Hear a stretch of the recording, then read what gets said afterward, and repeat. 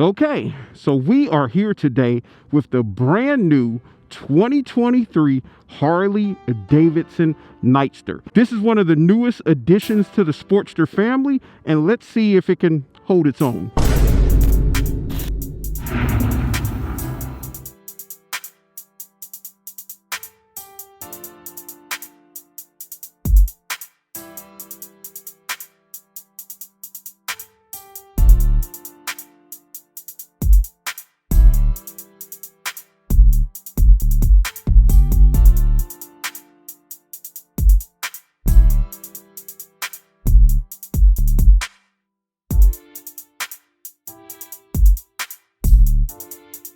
So as you all may know, I am a long-term Harley-Davidson Evo Sportster rider. I myself own a 2007 Harley-Davidson Sportster. It was an 883. I converted it to a 1250. So I am all about the Sportster.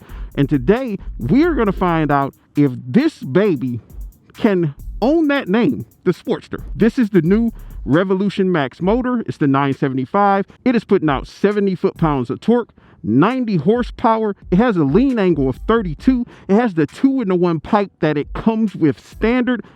Not gonna say I love the look of that pipe. I heard a lot of people say it looks like a leaf blower. I wish they wouldn't have said that, because now that I'm looking at it, that's a damn leaf blower.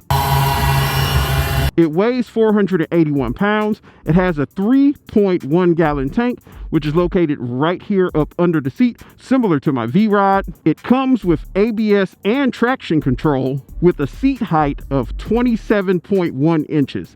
And this is what I look like mounted on the motorcycle. I can flat foot it. I am 6 feet tall and I weigh about 230 pounds. So let's take a look at the tachometer. You've got an analog speedo, which is illuminated really nicely with the digital display down below that has a lot of information in it. You actually got different modes on here. Just by pressing this button, you can cycle through. It's in sport mode.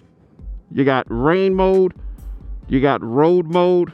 And then you'll go right back to sport mode. You can control your traction control, the ABS, with this button. Right here, you have your hazard lights. This is your run switch and your ignition.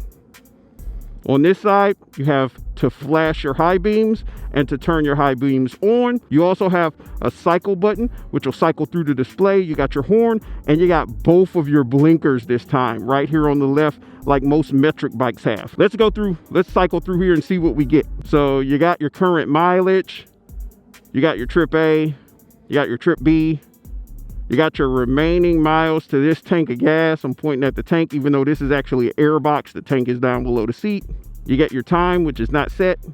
You got your RPMs, and then you're back to your miles. Let's take a walk around and look at some things that are noticeably different than the traditional Sportster. As you can see, this baby is liquid cooled. On the original Sportster, the belt drive is actually on the right side of the bike if you're sitting on it. But on this one, it's over here on the left side. So that's definitely different. Your shocks are located in about the same place here. And one of the big noticeable differences is the size of this bike. It's actually larger in size from wheel to wheel than your traditional Sportster. But forget all that. Let's see what she rides like. Okay, let's crank her up.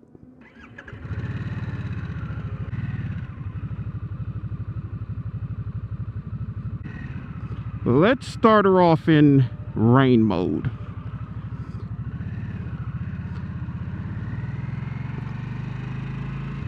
I've just got done riding this bike, so I'm familiar with the different modes, but I don't want to spoil it for you. So we're going to test out all three modes. I'm gonna let you know how she feels on the road compared to my current Evo Sportster, and the pros of this bike over the Evo Sporty, and the pros of the Evo Sporty over this bike. All right, we'll just go right after these two. All right, so we are in rain mode and I'm about to roll on. So one thing I will tell you off the bat is rain mode is very muted. It's very muted. It basically reduces the response of this throttle by probably about 50%. So it's great for a newer rider who has not mastered throttle control yet, because the throttle is very forgiving when you're in the rain mode. I'm not gonna stay in rain mode too long because to me it's honestly not that fun. So we're about to go ahead and switch it over to road mode. Now we are officially in road mode. This is the mode you're probably going to spend most of your time in if you actually own this baby, because it's the mode made for the road. It's not like overly aggressive, it's not very muted, it's just right. And to be honest, this mode is kind of about what you would feel out of your traditional 883, but there is a difference. On the 883 model, your torque's going to be right there in the beginning, down low. You don't feel a tremendous amount of the power out of this bike until you're up in that RPM range, probably halfway through the RPM range. This is a much higher revving motorcycle, and you have to ride it in higher RPMs to get that power out of it. But road mode is definitely fun and doable. As you can see, you hit it, it definitely will go.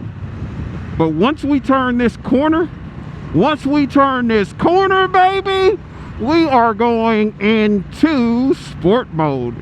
We're basically at the corner. No need on waiting. Hit the button. And when you're switching modes, if you're on the throttle and you switch the mode, it won't change. You have to let go of the throttle or roll completely off for it to fully engage into the new mode you're switching it into. Overall, the ergonomics of the Nightster, it feels a lot more roomier than your traditional Sportster. When I ride a Sportster that has mid controls as this one has, I feel quite cramped up being 6 feet tall. On here, I don't really feel cramped up at all. It's a lot roomier than your traditional Sportster. Another noticeable difference is in the weight.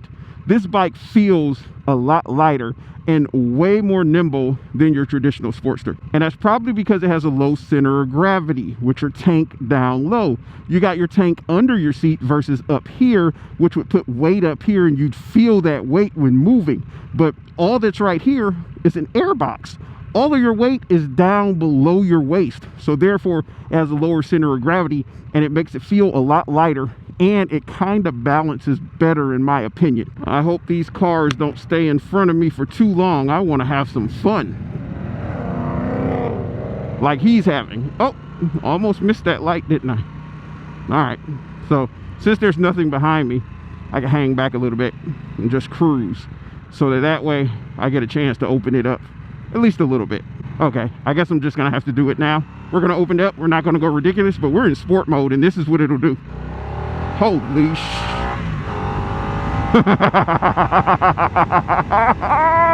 Woo! Oh my God! Sport mode is amazing! Sport mode is amazing! This engine performs like the engine out of a naked motorcycle. When you get to revving on it and ripping on it, it's so quick. I feel like the one thing Harley did not think about when designing this bike is how quick it is, because the seat, every time I rip on it, I slide off the seat and my ass ends up sitting on that fender back there. So it definitely needs some lower lumbar support on the seat. Saddlemen, have you made seats for this yet? If you haven't, you better jump on it. This baby needs a step up. This machine feels so quick, so light, and so nimble. This is the new generation of Sportster. This is what future Sportster riders have to look forward to, and I feel like it's an excellent bike. There are some gripes I do have with it, but I mean, it's evolution. Things are going to change. I'm not loving the engine note that comes out of this. I'm all about sound. The bike right now in its stock configuration kind of sounds like a sewing machine, but it's a blast to ride. I'm willing to bet if you put an aftermarket pipe on here, it'll sound a lot better. If I get my hands on one with an aftermarket pipe, I'll definitely let y'all hear the sound difference. But the performance aspect of this bike versus the Evo, it is literally a game changer. This bike performs insane, like in this stock configuration. To get performance out of your Evo, you got to do things like I did. You got to put a 1250 Hammer Performance in there. You got to put the 2-in-1. You got to upgrade your motor to get that performance out. And to be fair, I honestly don't think it's as quick as this bike is. And if you think about it, this is just the starting point for this motorcycle. The engine hasn't even been touched. Just imagine once things start being upgraded, this bike is gonna be insanely fast and fun to ride. So if you're like someone who likes a naked motorcycle, but you want a cruiser, but you still want to go fast as hell, this might be the perfect option for you. I mean, I like the bike overall. There are some gripes I have with the styling, such as the right side of the bike, when you're sitting on it, the beauty side as we call it, it's beautiful.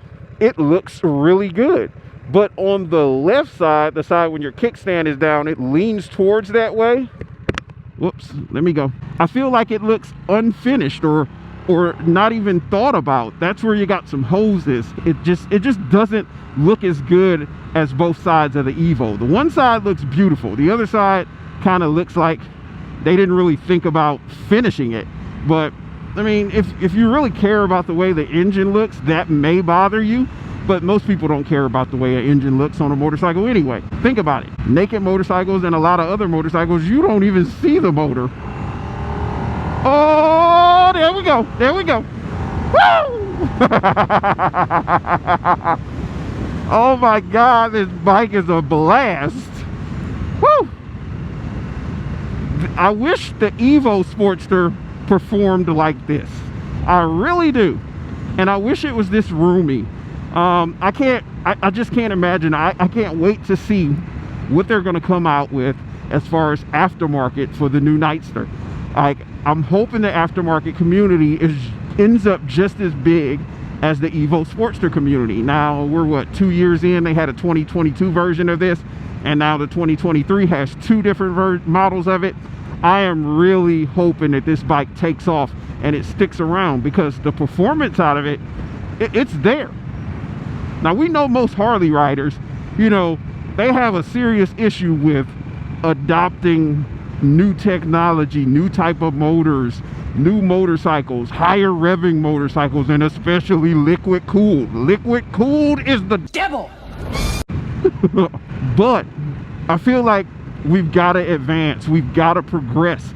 We've got to start taking into consideration that things have to evolve, and this is the evolution of the new Harley-Davidson Sportster. Let's make sure it sticks around for another 100 years, shall we? Get out there, ride these bikes, put your reviews up. If you're a vlogger or moto vlogger, go ride one, put it up on your channel, let people know what you think of the bike.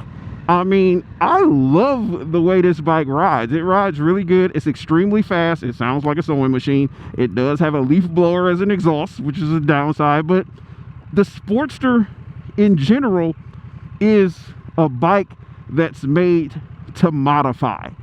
They said they want these bikes to be an instrument of expression. What does that mean? That means they're going to come out with a whole bunch of shit for you to express yourself with this motorcycle. As you all know, I have no fear against having different types of motorcycles, having something that not everyone else has. Look at what I own. I own a V Rod. That is the red-headed stepchild to Harley-Davidson. Either you completely hate the V Rod, which is about 80% of Harley riders, or you love it, which might be like 20 to 10% of Harley riders. There's not too many who are in between. Either that ain't no Harley, or that's the best Harley ever made because you have no issues out of it and it's one of the most reliable Harleys. Those are the comments you get about the V Rod. I'm wondering what are the comments going to be about the new Nightster. If you're a traditional Harley rider, comment down below. Have you accepted the Nightster, or are you willing to accept the Nightster, or are you going to accept this as the new Sportster? You can't call this a girl bike no more. It's bigger, it's more roomy, and it's fast as shit. This baby is a everybody bike. Oh shit.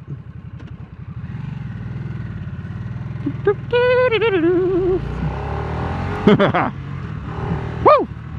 Let me drop that baby back into road mode as I'm pulling into the dealership, because it wants to go. It wants to go, go, go, go, go. If you get out and demo one of these, because I know one person had demo rode one of these bikes that I had spoke to, and she was like, it didn't feel powerful.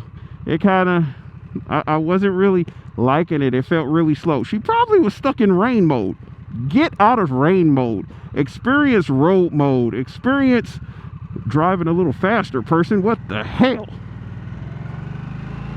Experience sport mode. Experience what this bike has to offer. But that is it for now. I know I did not get to talk about the pros of this bike versus an Evo. Sorry about that, but I'll do it real quick.